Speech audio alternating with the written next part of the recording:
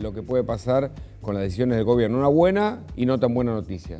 Sí, hay que hacer una lectura, ¿no? 5,1 es una inflación que logró descender después de aquel pico que nos sobrepasó a todos, ¿no? De 6,7%, se logró bajar a 6% y bueno, ahora finalmente decantó en un 5,1. Lo que hay que consultar es si alcanza, ¿no? Y cómo es la proyección, qué pasa si esto se mantiene en un 5 o hay alguna posibilidad de que la inflación continúe a la baja durante los últimos meses del año. Y por eso hablamos con Javier Timerman, él está en los Estados Unidos, le agradecemos el contacto. Es muy interesante conversar con vos, Javier. ¿Cómo le va? Buenos días. ¿Qué tal? ¿Cómo andan? Buenos días. Bueno, analizamos el dato en el contexto de lo que pasó y de lo que puede pasar, el dato de la inflación.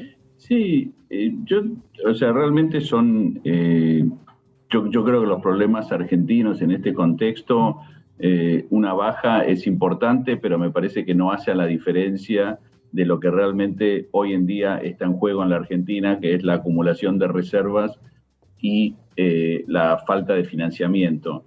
Entonces, hoy en día yo creo que los inversores están viendo con más preocupación esto de que hubo tres metas o tres pilares que se acordaron con el Fondo Monetario Internacional. Una es el tema del déficit, que tal vez se pueda cumplir. Otro es el tema del financiamiento de mercado, que está en duda si se puede cumplir o no, y otro es la acumulación de reservas.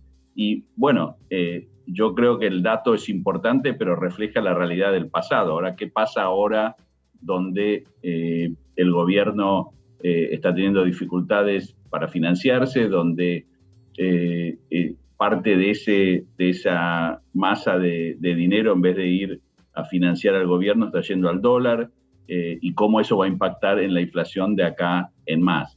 Así que yo, tal vez un poco por ser una persona de los mercados, no me entusiasmo tanto con los números pasados, sino estoy mirando más qué va a pasar adelante, y me parece que el gobierno tiene un desafío importante a fin de mes, que es cómo refinanciar estos 500.000 millones de pesos que le vencen, y que tiene que en realidad hacer un rollover un poco más elevado, porque necesita también financiar el déficit, no solo refinanciar lo que vence, sino financiar lo que se está acumulando. ¿Y cómo se supone que el gobierno va a pagar los vencimientos, que son en algunos casos billonarios, en los próximos meses con el Fondo Monetario?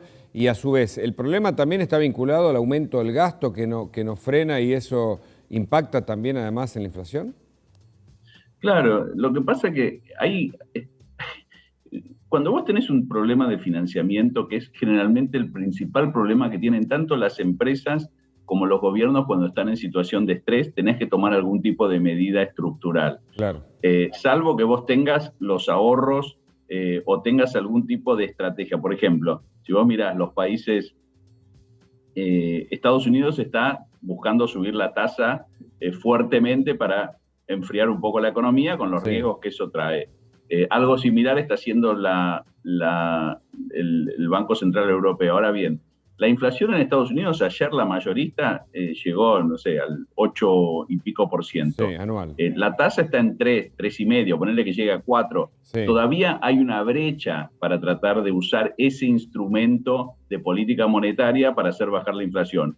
¿Lo va a poder hacer la Reserva Federal? Tal vez sí, porque tiene mucha credibilidad. Entonces, si apuesta, que el mercado apuesta que va a jugar a fondo, tal vez la inflación empieza a bajar. Ahora, en otros países, Colombia tiene petróleo, entonces acumula reservas. Nosotros estamos en una situación débil, tenemos que dar una señal fuerte. A mi juicio, yo creo que esa señal debería ser algún tipo de reestructuración del gasto. Y estoy diciendo reestructuración, no necesariamente baja, reestructuración, hacer del gasto más productivo, si es que no lo puedo bajar porque tengo problemas políticos. Pero una señal que vaya más allá de una restricción. Hoy en día lo que nosotros hacemos es sentarnos con los diferentes actores y bueno, no suban los precios, no hagan esto, no hagan lo otro, y se te escapa por algún lado. A mi juicio, lo que tiene que mostrar el gobierno, pero este gobierno, el próximo y el anterior, todos, es que tienen las herramientas políticas necesarias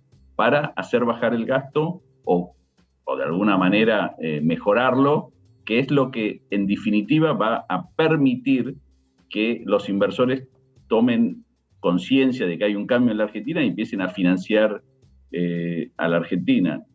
Claro, claro. Y se me ocurre, ahora Belén tiene preguntas también, se me ocurre que el otro problema es el dólar, porque es cierto, Javier, usted o vos hablás de la macro, en la micro la inflación impacta mucho porque aquí la pobreza y los piqueteros son una demostración, marchan por las calles todos los días, pero el dólar estaba retrasado, contenido y ahora hay una suerte de corrida. Yo no sé cómo se explica y a dónde puede terminar esto, ¿no? Claro, el tema o sea, el Fondo Monetario cuando arregló estas tres pilares, no, o sea, que muchos criticaron porque decían, bueno, no, es algo que le da un changüí al gobierno porque es relativamente simple. No es tan simple coordinar las tres cosas a la vez. Cuando vos no acumulaste reservas, y no acumulaste reservas por la brecha, por todo lo que ya sabemos, es muy difícil que el inversor diga, ¿sabes qué? Hay inflación, en realidad yo creo que no se va a ir al dólar. Eventualmente tenés que financiarte, tenés altos niveles de restricciones, tenés que importar combustibles que están en precios pico. La gente apuesta a una devaluación y es lógico que se defienda de esa manera. Si no te podés defender con títulos atados a la inflación y el ciudadano medio no lo puede hacer, entonces va hacia el dólar. Por eso es muy importante cuidar las reservas, es muy importante buscar algún tipo de política que permita que esa brecha se achique, porque con una brecha del 80% es imposible acumular reservas. Claro. Así que yo creo que el gobierno tiene desafíos muy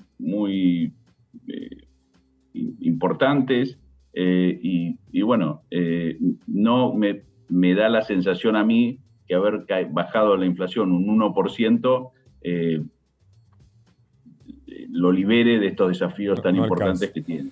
¿Belén? Javier, buen día. Bueno, escuchándote se me ocurren muchas preguntas, pero hablaste de las reservas y quiero consultarte, porque hablando con algunos del sector de despachantes de aduana, importadores, dicen, hay un récord de importaciones, pero es como que el incremento fue de 0 a 1, ¿no? Como que hubo un momento en el que no había reactivación, y bueno, que ahora es esa reactivación, pero no es que estamos en un momento tan importante respecto al sector productivo. No sé cuál es tu visión y ¿qué es lo que está pasando? O sea, ¿por qué no hay reserva frente a exportaciones a nivel récord, tanto en precio como incluso en volumen en algunos sectores? Lo que pasa, vuelvo a repetir, es la desconfianza en a dónde va la política económica del gobierno en este contexto. Si vos tenés una brecha del 80%, y tenés una brecha del 80% porque tenés restricciones que de flujos de capital y por otro lado no está entrando plata más allá de lo que son las exportaciones. Entonces, con esta brecha es muy difícil acumular reservas. El otro día lo estaba escuchando Álvarez Agis que decía algo muy interesante. ¿Cómo puede ser que con un 80% de brecha, donde es sabido que se está subfacturando exportaciones y sobrefacturando importaciones, no haya una denuncia denuncia penal por el tema cambiario? Entonces, los inversores miran esto y ven las dificultades en esta acumulación de reservas y bueno, llega un momento que si tenés que seguir pagando la energía, tenés que seguir aumentando los gastos en dólares, no va a quedar más remedio que mover el tipo de cambio en forma más acelerada, que también lo que te pide la Reserva Federal.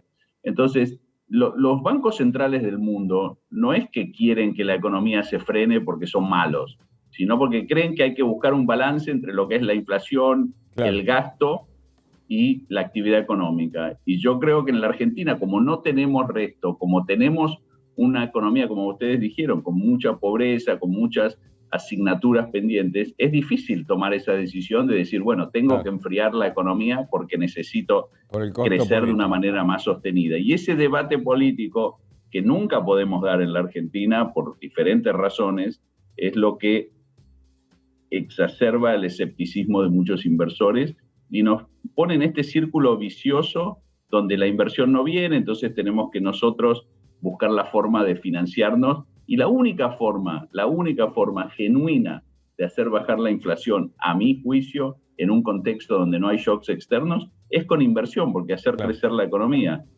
Yo tenía un profesor en la universidad que muy simplemente decía, la inflación es mucho dinero persiguiendo pocas cosas. Entonces, como mucho dinero no vamos a, lo que tenemos que hacer es que haya más cosas. Claro, la única forma de que haya más cosas es con inversión. Producción de bienes y servicios. Javier, interesantísimo, como siempre. Muchas gracias por el contacto. Bueno, un abrazo. Gracias. Hasta luego, hasta luego. Bueno, desde la economía complicada, compleja y tratamos